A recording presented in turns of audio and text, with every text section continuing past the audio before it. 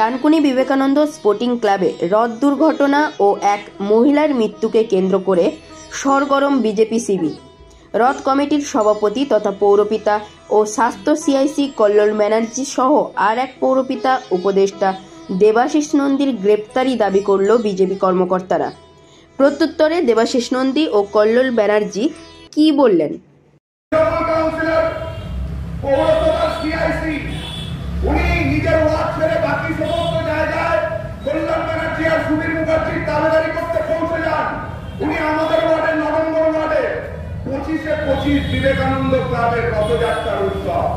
তিনজনের মধ্যে একজনের মাথা ফ্র্যাকচার হয়ে গেছে, তিনি হসপিটালে পাঠিয়ে তাকে দুটো স্টিচ লাগিয়ে বাড়ি পাঠিয়ে দিয়েছে।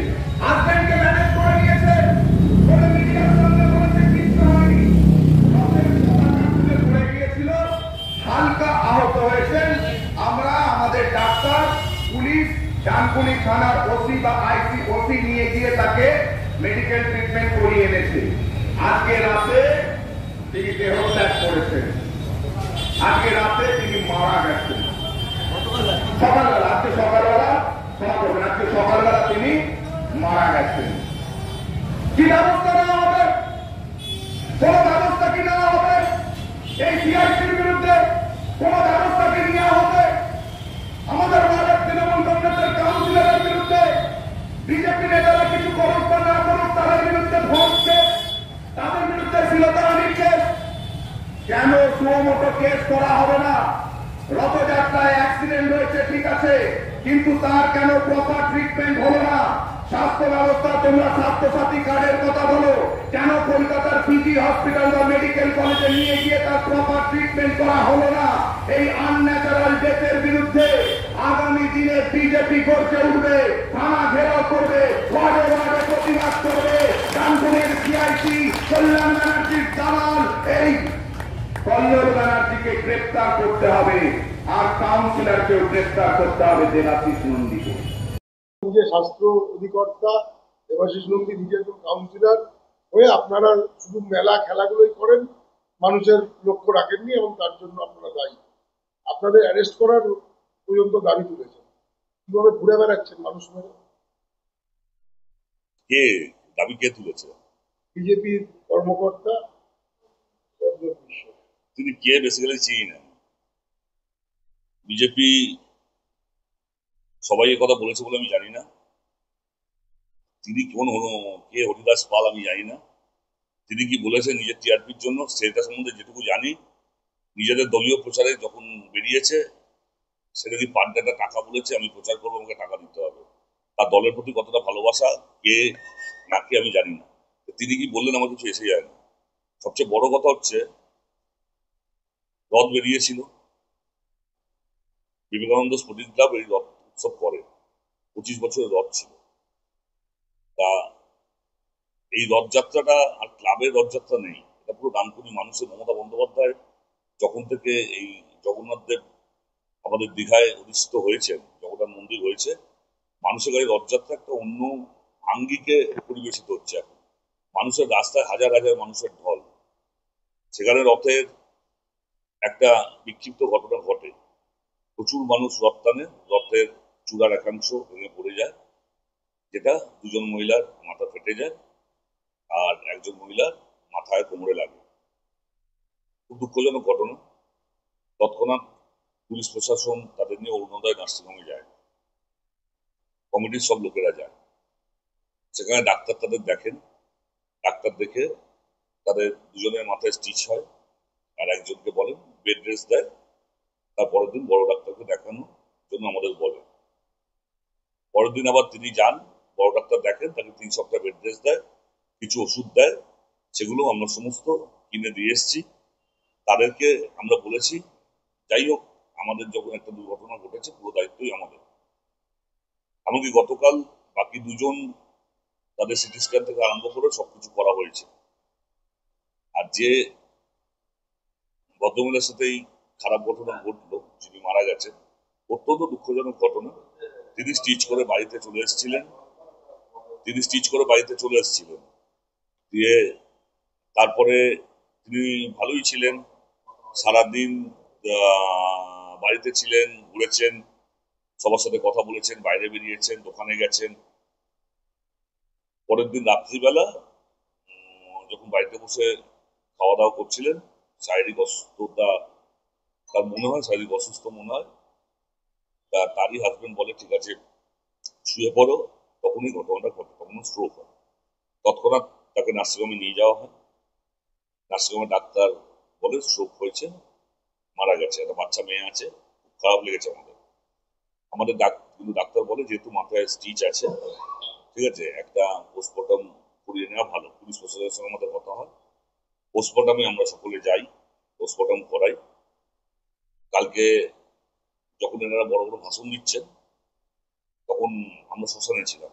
রাত্রি 10:30টার সময় শ্মশান থেকে ফিরি, তারপর ওনারা আবার দেশের বাড়ি চলে যান। তাদের বাড়ির লোক কেউ আমাদের কথা বলেনি, তাদের বাড়ির লোক বলেনি যে আমাদের কোনো দোষ আছে, কারণ তার হাজবেন্ডও আমাদের ওই কমিটিতে ছিলেন, যথাসম্ভবতভাবে জড়িত। আগে পুরীতে পদপিষ্ট হয়ে 3 জন মারা গেছে, তার আগে 2 জন মারা গেছে। একটা রথে দুর্ঘটনা ঘটেছে, হাজার মানুষের চাপ। কিছুদিন আগে কুম্ভ মেলা হয়েছে, বহু মানুষ মারা গেছে। তাহলে আগে সেখানকার মুখ্যমন্ত্রী প্রধানমন্ত্রীকে অ্যারেস্ট করা হবে কি?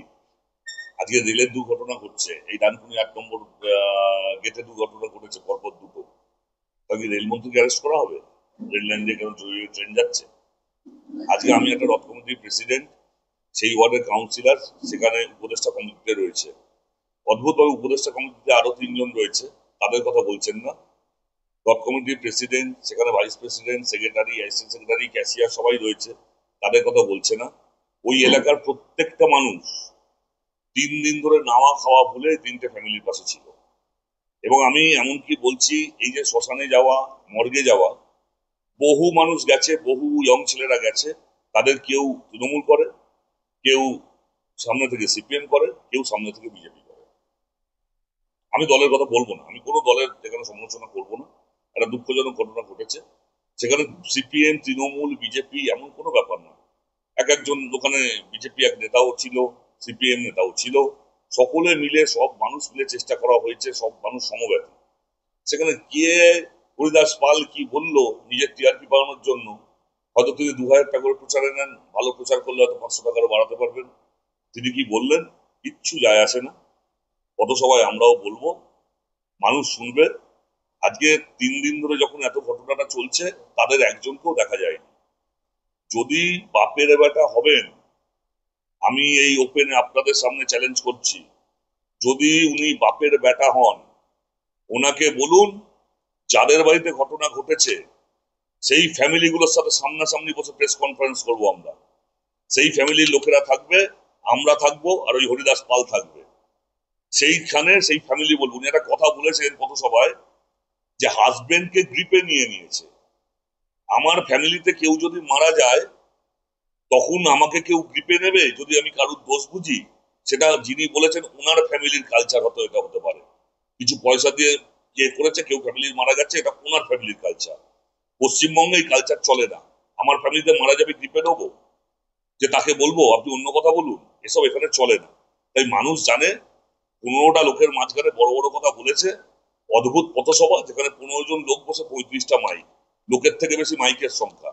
লোককে শোনাবেন, ওনাকে বলি আপনি টিআরপি বাড়ান। আপনার টিআরপি বাড়িয়ে না আপনার দলের ভালো হবে, না আপনি ডানকুনির বুকে আপনাদের রাজত্ব কায়েম হবে, কিচ্ছু হবে না। মানুষের পাশে থাকুন। 3 দিন ধরে আমরা নামা খাওয়া বলে মানুষের পাশে ছিলাম, ডানকুনি পুলিশ প্রশাসন তাদের পাশে ছিল। তখন এই হরিদাস পাল্লা কেউ ছিল না, তারা গিয়ে ওখানে পথসভায় বড় বড় কথা বললো। ওতে আমাদের কিচ্ছু যায় আসে না। আমাদের মানে অলওয়েজ ওয়েলকাম। আপনারা যতদূর দৌড়তে পারেন, আর বাড়িতে বসে ফেসবুক করুন, আমরা মানুষের সাথে থাকবো। কি কি এমন ঘটনা ঘটলো যাতে আপনাদের গ্রেফতার করার অভিযোগ মানে দাবি উঠছে বিরোধী পক্ষ? বিরোধী পক্ষ দাবি তুলছে বলে তো আমি জানি না। কোনো একজন ব্যক্তি দায়িত্ব মানে করছেন, তিনি রাজনীতি করেন, তিনি করছেন। কিন্তু এখানের যে রথযাত্রাটা, এই রথযাত্রাটা সমস্ত দলের কর্মীরা যে যা মনোভাবাপন্ন, সেই রথযাত্রা কিন্তু সবাই সামিল হয়। এই যে ক্লাবটা আছে, সেই ক্লাবেও বিবেকানন্দ স্পোর্টিং, এই ক্লাবের যারা আছেন সদস্যরা, তার মধ্যে সব দলের আছে। তৃণমূল কংগ্রেস আছে, বিজেপি আছেন, আমাদের সিপিআইএম এর আছেন, মার্কসবাদী কমিউনিস্ট পার্টির।